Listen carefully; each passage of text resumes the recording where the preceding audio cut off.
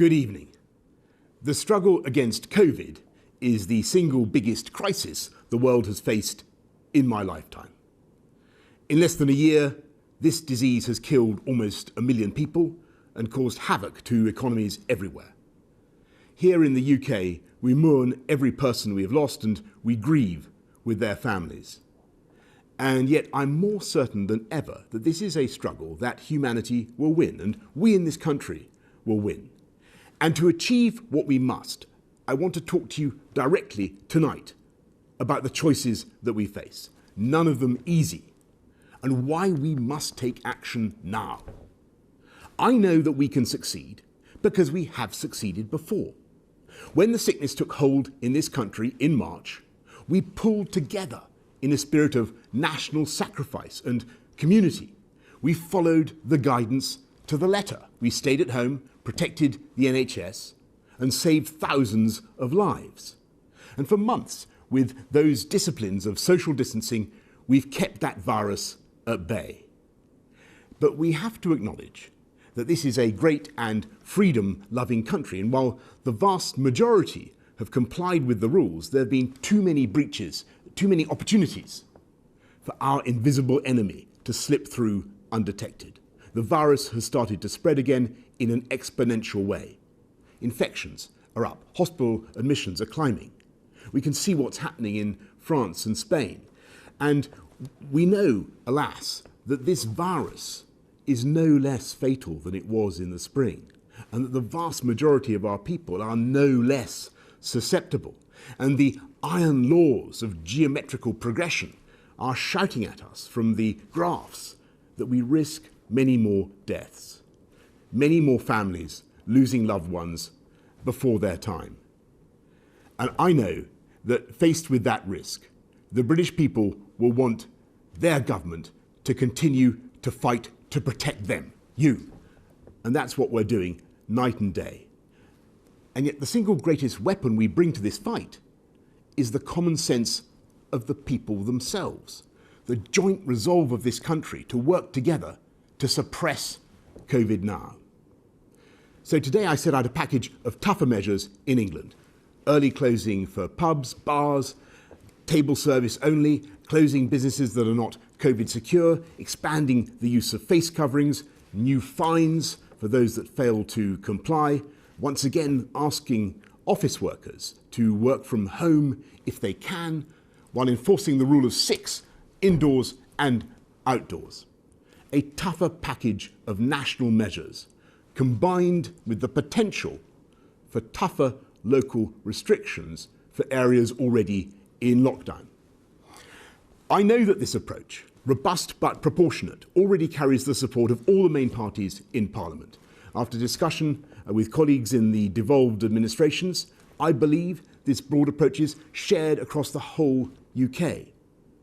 And to those who say we don't need this stuff and we should leave people to take their own risks, I say these risks are not our own.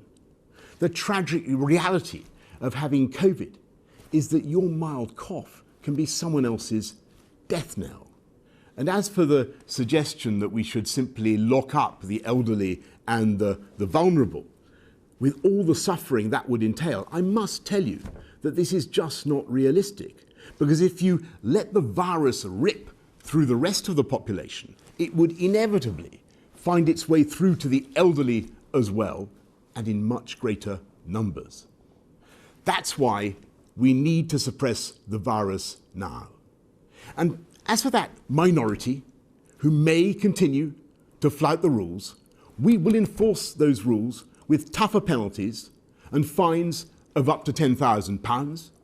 We will put more police out on the streets and use the army to backfill if necessary.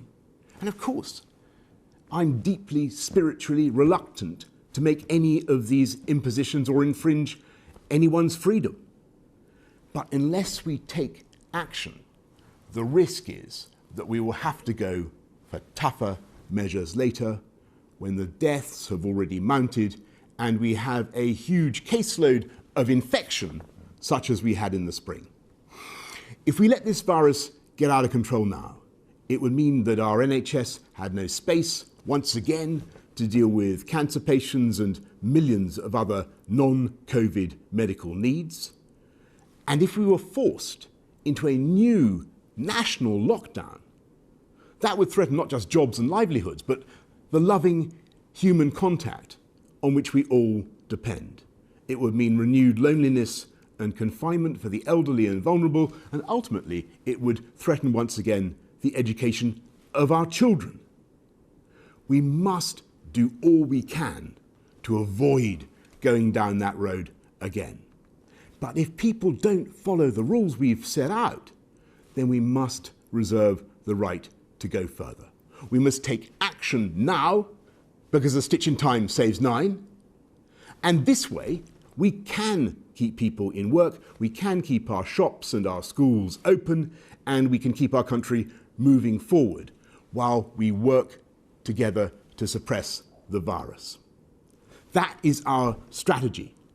And if we can follow this package together, then I know we can succeed, because in so many ways, we're better prepared than before. We have the PPE, we have the beds, we have the Nightingales, we have new medicines pioneered in this country that can help save lives.